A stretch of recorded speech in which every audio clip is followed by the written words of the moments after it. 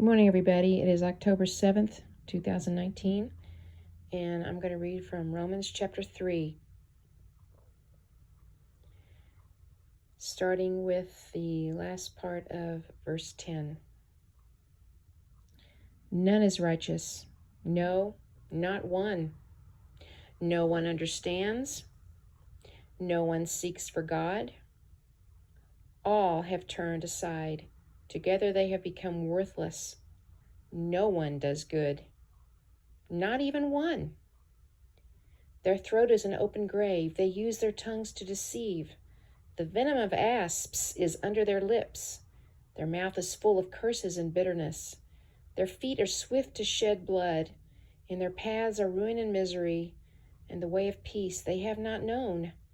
There is no fear of God before their eyes. Now we know that whatever the law says, it speaks to those who are under the law, so that every mouth will be stopped, and the whole world may be held accountable to God. For by works of the law, no human being will be justified in his sight, since through the law comes the knowledge of sin. But now the righteousness of God has been manifested apart from the law, although the law and the prophets bear witness to it. The righteousness of God through faith in Jesus Christ for all who believe.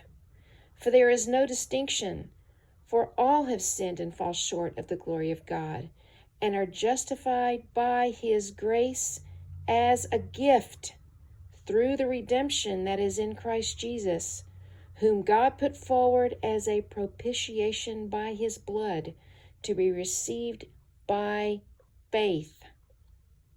This was to show God's righteousness, because in his divine forbearance he had passed over former sins. It was to show his righteousness at the present time, so that he might be just and the justifier of the one who has faith in Jesus. Then what becomes of our boasting? It is excluded. By what kind of law? By a law of works? No, but by the law of faith. For we hold that one is justified by faith, apart from works of the law. Or is God the God of Jews only? Is he not the God of Gentiles also?